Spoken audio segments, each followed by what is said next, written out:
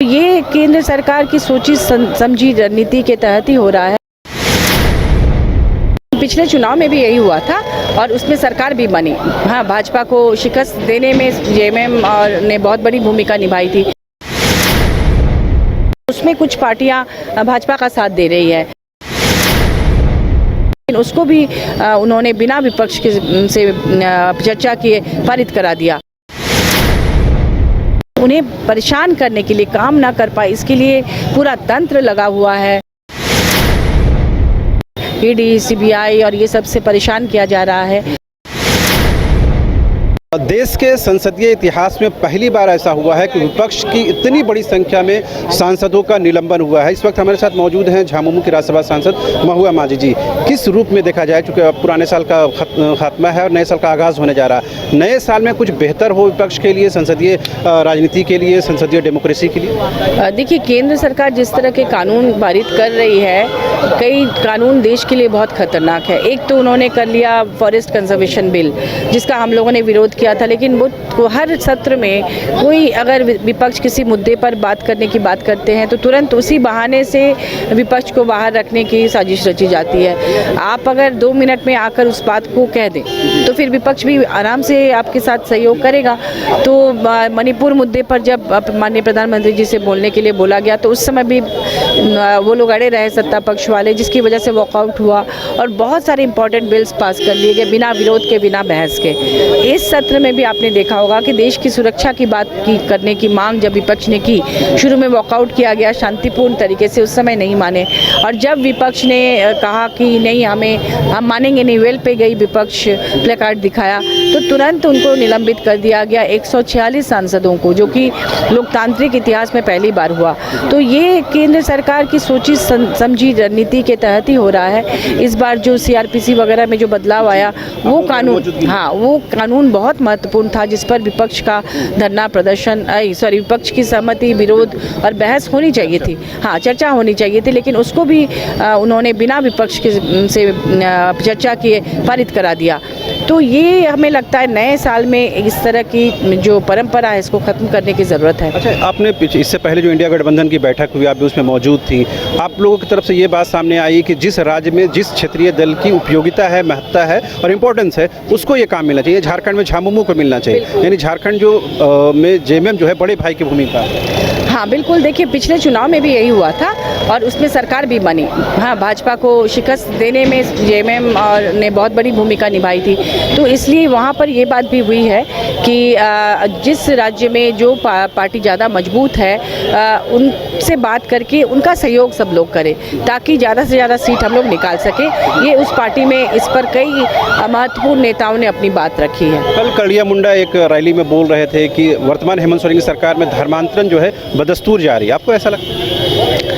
देखिए, ये किसी जाति या धर्म का व्यक्तिगत मामला है, इस पर अभी हम लोग कुछ नहीं बोल सकते हैं। ये जांच का विषय है और वो अपने जाति के अंदर ही या धर्म के अंदर ही इसका समाधान निकल सकता है। इससे आगे एक और बात कही गई कि जो मिशनरीज़ हैं उनका आरक्षण, रिजर्वेशन खत्म होना चाहिए।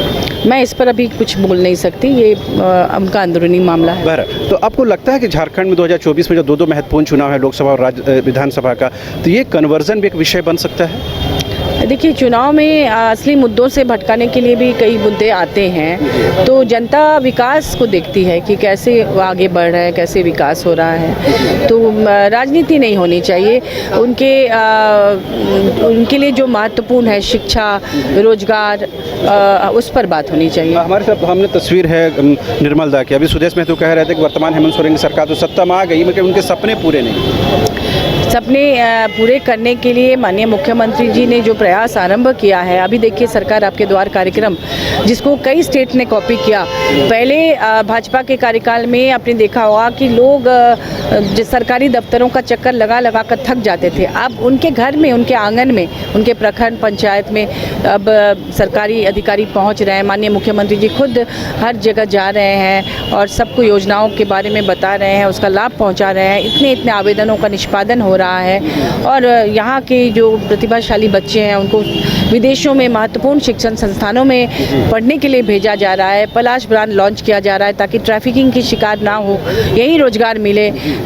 किशोरी समृद्धि योजना लॉन्च किया है कि लड़कियों की पढ़ाई ना बंद हो और स्कूलों की यहाँ स्थिति सुधारी जा रही है। जितना हो सक रहा है हमारी सरकार कर रही है और लेकिन उन्हें परेशान करने के लिए काम ना कर पाए इसके लिए पूरा तंत्र लगा हुआ है। ईडी, सीबीआई और ये सब से परेशान किया जा रहा है। तो जो लोग ऐसा कहते हैं आप उनके ही गिरेबान में झांक के देखिए कि वो किस तरह से सरकार को अस्थिर करके यहाँ के लोगों के जो हक है, उनका जो अधिकार है, उसको पूरा नहीं होने दे रहे हैं। खबर ये भी आ रही है, आपने कहा कि तंत्र के माध्यम से परेशान किया जा रहा है, तो ईडी जो है पीएमएलए कोर्ट में अप्रोच कर रही है, ऐसी खबर है, कंफर्मेशन नहीं है। तो आपको लगता है 2024 में कुछ बड़ा होने वाला है पॉलिटिकल? देखिए, जिस दिन से सरकार बनी है उसी दिन से केंद्र सरकार, भाजपा सरकार प्रयास कर रही है कि कैसे भी करके जहाँ जहाँ भाजपा माने के विपक्ष के लोग हैं उनकी सरकार गिरा दी। इसके कई दृष्टांत हैं, महाराष्ट्र वगैरह हर जगह। वहाँ भी जो घोटाला जिनके बारे में बोला जाता था कितने घोटाले किए, उनको अपने मंत्रिमंडल में शामिल करके उनको साफ कर दिया गया। तो ये साजिश चल रही है, उसमें कुछ पार्टियां भाजपा का साथ दे रही है ताकि ये 29 तारीख को 4 साल सरकार के पूरे हो जाए। आपको लगता है अप टू मार्क रहा है? बिल्कुल रहा। अगर कोविड नहीं आता तब तक और भी सपने पूरे होते, लेकिन बहुत तेजी से सारे सपने पूरे हो रहे हैं। तो आपने सुना, ये थी राज्यसभा की सांसद झामुमो से। उन्होंने साफ तौर पर ये बताने की कोशिश की किसी तरह से जो हेमंत सोरेन की सरकार है उसे जानबूझ करके केंद्रीय एजेंसियों के माध्यम से परेशान किया जा रहा है। यहाँ तक हेमंत सोरेन सरकार के 4 साल के कार्यकाल के सवाल को उन्होंने अप टू मार्क बताया, लेकिन उन्होंने कन्वर्जन के विषय पर ज़्यादा कुछ बात नहीं की। कैमरामैन विकास के साथ रांची से शहनवाज। राजधानी रांची में वाइल्ड वादी लेकर आया है रांची फ्लावर पार्क, जहां आकर्षक फूल मोह लेंगे आपका दिल। रात में आकर्षक लाइट से नजारा होगा रंगीन। परिवार के साथ उठाइए ट्रैम्पोलिन पार्क का लुत्फ। की जगह पर मिलेगा amusement park, zip line, bird park, picnic और कुल्हड़ चाय का भी मजा। Monday to Friday entry fees सिर्फ 200 रूपए और सैटरडे और हॉलीडेज में महज 300 रूपए में भरपूर मनोरंजन। तो आइए वाइल्ड वादी।